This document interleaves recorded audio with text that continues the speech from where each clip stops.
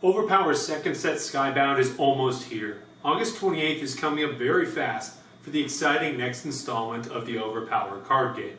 So let's take a look at the 8 characters who've been spotlighted so far.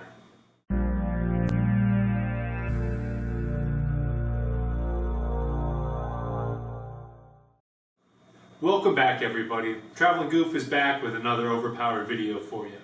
Skybound is coming out in less than 2 weeks, and if you haven't heard of it, the Skybound IP is in charge of both The Walking Dead and the Invincible universes, plus a few other franchises.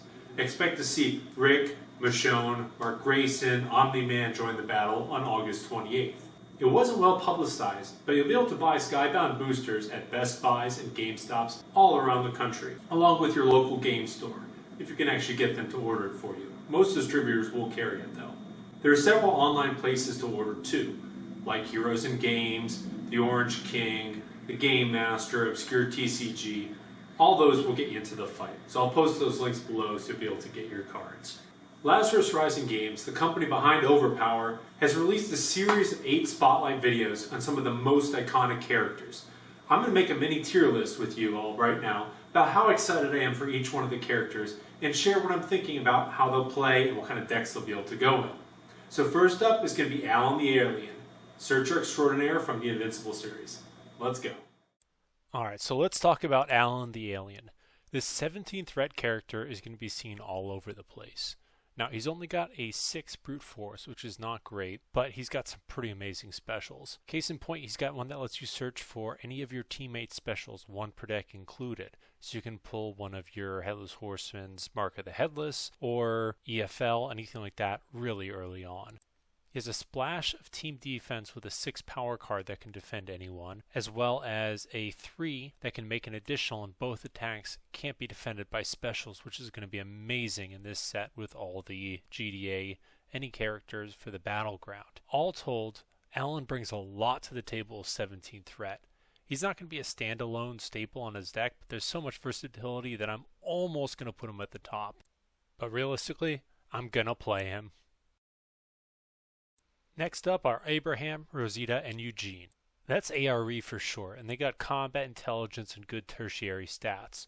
And their specials are pretty good too. So they've got a couple of 7s, which kind of reminds me of Zorro, and they have a half negate, kind of like the Mummy has, but this one's in combat with a splash of intelligence. They have a speed card, and they have probably their most interesting one, a clear the table of universes for your opponent. That can be pretty handy with not only Spartan Training Grounds or Dracula's Armories, but with some of the advanced universes coming up in this set.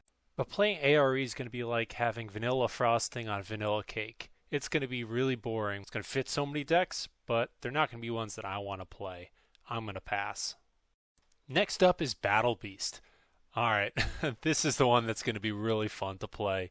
He's got an 8 and a 7, and then a couple dinky grids in energy and intelligence. But man, that inherent is something else. Step aside, Sun Wukong. You're out of here.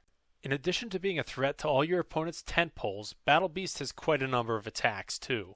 Battle Beast has some pretty crazy attacks. He's got a 6 that if he pulls it off, they can't play specials anymore. He's got a half multi that gets through a whole bunch of defensive cards. And he's got a 10. I mean, come on. Not to mention a To the Last Man and a Duel Me card.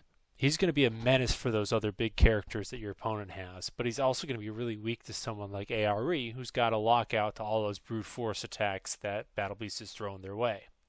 So how am I going to rate Battle Beast? I mean, he's got so many cool offensive pressure specials, and he's going to force your opponent to concede quite a bit, but there's even more coming up on this list. So right now, Battle Beast is going into the 2nd tier. I'm going to play him, but some other ideas might come first.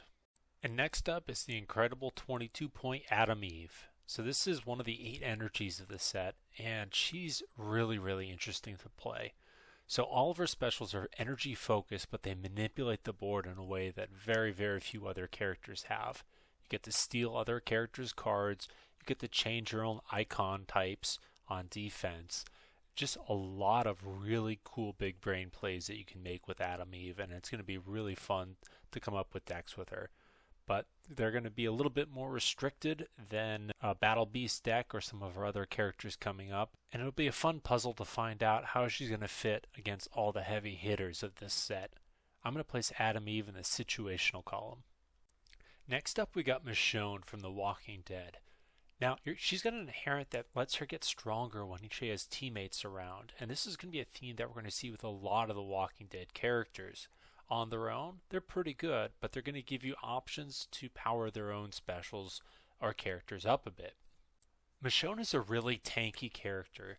She's got 2 cards that can be used to defend herself, and one of those can actually reach across and defend her team, not to mention an avoid, as well as a card like Carson's that speed bumps any one attack for your team. Her offense, she's got plenty of numbers, so a couple of 6s, a 5, and a 3 that can only be defended by specials, but that's really not her strong suit. She's all about defense, even when she's got an 8 when she has the right teammates. So where do I stack her up, huh? Well, I gotta say, she's not my play style. That's very, very defensive, and I usually enjoy an offensive game. There's not a lot of tricks that she's got. She's very straightforward, good, gonna complement a lot of places, but she's not for me. This next guy, though, holy moly. Alright, Omni-Man is gotta be one of the coolest and most frightening characters in this entire set. He's got a spectrum just from his own specials, and take a look at that average venture value. The 6 locks out your opponent's combat characters, so goodbye Zoro and Leonidas, or Battle Beast even. His 8 and his 9 are just brutal venture, and it can destroy your opponent's place boards. He can heal himself too, he can stop any attack against his team, and he's even got some weird KO type of nonsense going on too. Omni-Man's going to be a real threat. And my first, let's fucking go. So next up is the Sheriff, Rick Grimes. Rick's got that classic combat and intelligence dual grid, but he's got a really cool inherent for 19 points, make all of his teamworks operate at +1, and just wait till you see what he's got. Well, this guy's Mr. Universe, or Mr. Advanced Universe. As you can see, he's got a 6 half multi, that's an Advanced Universe, but also a half multi teamwork that functions as a 6. And those follow-ups all act at +2 because of his inherent. Add that to the fact that he's got Protect the Family, which gives +2 to all of the actions for the round, just like Sheriff's, and you can have some real powerful rounds with Rick. Rick's special teamwork makes me want to play him with a brute force or energy character too, so I'm going to have to find a way to crack it and make that +2 really work with a split team. He always gets me thinking, and I'm going to want to play Rick. Domo arigato, Mr. Roboto. Robot is one of the 8 intelligence characters in this set, but his 1 combat makes him pretty hard to fit in at 21 points if you're trying to match grids a little bit. But his 21 points gives him a lot of cool options. Let's take a look. To be honest, most of the times I'm looking at Robot, it's because I want to play him in Legacy, because he's got that 4 that can be played from reserve that has a unique effect in all of Overpower, letting you play 2 non-numerical cards on a single turn. If you're trying to put Robot in the front line, though, he's got a great team avoid for big numbers coming your way. But aside from that, it's a couple of trick plays, some interesting mix of things, but he's definitely a sideboard character and not the main tentpole. Ultimately, outside of those 2 cards, Robot's kit doesn't excite me altogether too much, so I'm going to have to rate him kind of situational. And what's that? Is that a zombie? Oh, well, that's not too big a threat. Look, just 6 brute for... Oh no, there's a whole herd. The Walkers are Overpower's first flip character. If they get KO'd, they actually just go back to the weak side and you have a chance to get them back over to the 8 brute force. It's going to be really hard to rid the world of those Walkers. So let's see what they do. So the Walker's weak stats will make your opponents think that they're okay to just leave hanging on, but they got a lot of specials that can cause a lot of havoc, especially on their strong side. Now, a couple of those specials, the 5, the 8, will let them flip back if they get a KO of another character. But that hard to defend 6 and those offsuit 2s are really going to put a lot of pressure on a lot of your opponent's characters, unless they're Omni-Man, of course. The Walkers are just so thematically perfect. Playing the Walkers is going to be like acting out a story of The Walking Dead. It's just going to make every single match so unique and fun. I can't wait to play them, and especially once you find out this other character that fits pretty well with those Walkers. The Walkers are going to go straight to the top for me. Well, right about now, I bet you're wondering, why can't Goof count? Because that's not 8 characters. And guess what? I got another one coming for you. This video took me a little bit longer to actually put together, so let's talk about Angstrom Levy too. Now, Angstrom's an interesting character because he's got a very wide grid, which means he's going to function in a lot of different decks, and he's got a wide array of specials too. Angstrom has a lot of things that make for really powerful rounds. He's got 2 4s that can both find ways to make additional attacks. He's got a negate, he's got avoids that lock himself out a little bit, and he gets to fetch 3 intelligence power cards. So if you can keep that round going, it's going to be a monster one. He's one of the few characters that have a lot of speed in the Skybound set, so that's going to be fun to play with. Personally, I'm going to find it hard to choose those 20 and 21 point intelligence characters when most of the lower value ones are just a little bit more ho-hum. I feel like he's going to be a character that grows on me, but right now I'm going to put him in situational.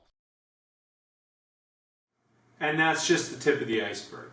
There'll be 28 other characters for you to combine with the ERB characters you already know and love. It's going to be an exciting time for Overpower. We've got upcoming tournaments in Seattle, Philadelphia, Columbus, and we're going to truly see who's going to rise to the top and become the best of the best in Skybound. But I want to hear about what character excites you the most. Let's talk about it in the comments below. So for now, grab a buddy, get your Skybound cards ordered, and venture well.